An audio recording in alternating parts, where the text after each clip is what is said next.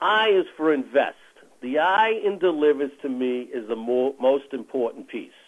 And we'll probably stop here for a little bit and talk about it. Everybody knows the golden rule, right? You've heard the golden rule? Well, the golden rule is treat others the way you want to be treated. You've heard it. Your grandparents have told you. Your parents have told you.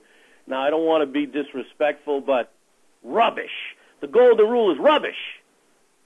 It's not treat others the way you want to be treated. It's treat others the way they want to be treated, right? That's what it's all about. And so in order to know what people want and what their likes are and dislikes are, you have to invest in them. And you have to invest time. And I don't mean years and years and years. I mean investing time to find out what they like, what they dislike, what they believe in, what's important to them, what's not important to them. So understanding the relationship and knowing what it demands is very important. When I was with the Patriots, we had a lot of corporate clients, and we would spend time finding out information about the corporation and the individuals that work there.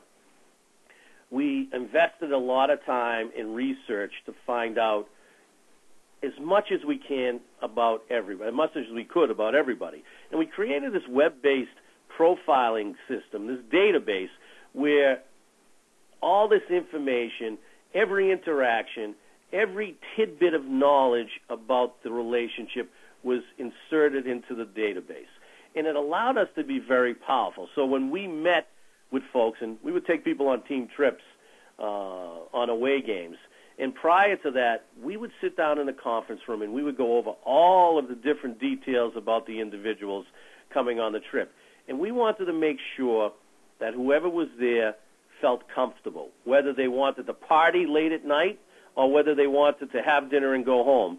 Everybody, if we knew what they were all about, we could make them feel comfortable. And that's really what the basis of building a relationship is, having commonality, making people feel comfortable, and that you care about what they want and what they're about. So when I left the Patriots, we went to TrinityOne, and we started using the same type of system. And I was down in Charlotte for a NASCAR race, and in the pits, and the guys I worked with for Richard Childress Racing brought over this guy, Jean Bouvier. Jean was Little Stevie's right-hand man. Little Stevie, for those of you who don't know, was in The Sopranos. He's Bruce Springsteen's guitarist. So pretty famous guy, very creative, very talented.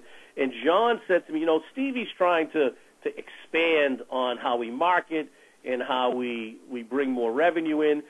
Can we help you? Can we is there a way that you might be able to work with us? And I said, sure, that's what we do. We help companies generate more revenue through building relationships. So I went back and I went to my staff and I said, we really need to do a profile on Stevie and do some research. I want to know more about him. And I don't want to be the guy that says, I know you would, hi, Stevie, I'm a fan because you play guitar. I want to get in and really understand more things will help to help us connect. So they put together this profile, and I'm on the plane, and I know that if I have 3 tidbits about somebody in a conversation, it'll help me connect.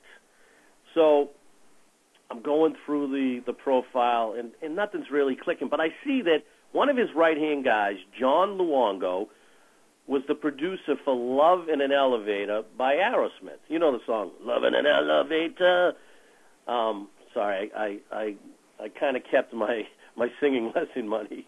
But anyway, I go to meet with Stevie, and I tuck this in the back of my mind, and Stevie is an over-the-top creative guy. I mean, he's just bigger than life. And I come in, he's like, Lou, how are you? How you been? How's everything going? How are you going to make me money? And he's just fully animated and just bigger than life.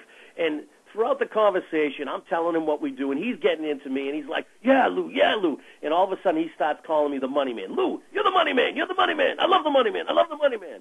And I'm kind of talking to him. I'm bringing him down to the River of Dreams, and I'm getting him to buy into everything we're talking about. And who walks out of an office but John Luongo? And John comes by, and Stevie goes, John, you got to meet Lou. You got to meet Lou, the money man. You got to meet the money man. So John introduces himself, and I said, John, man, your name sounds really familiar. Did you produce Love in the Elevator by Aerosmith? Well, Stevie got as quiet as he was the whole day. His mouth dropped and his jaw hit the floor, and he looked at me and he said, how did you know that? And I said, I'm the money man. I have to know that. He's like, you're hired, you're hired, you're hired. So I think that we probably would have got the gig anyway, but because I invested time and did the research and made a connection, it helped bridge the gap to get that relationship on the right foot and make a connection. And so I can't stress enough how important it is to really have a system in place where you're keeping track of your clients, your consumers, and knowing as much about them as possible. I always say, if you're a restaurateur, you want your waiters and waitresses not only to write down the orders, but to take notes. Because the more they know about your patrons, the better you can serve them, and the more they will become fans of your organization. The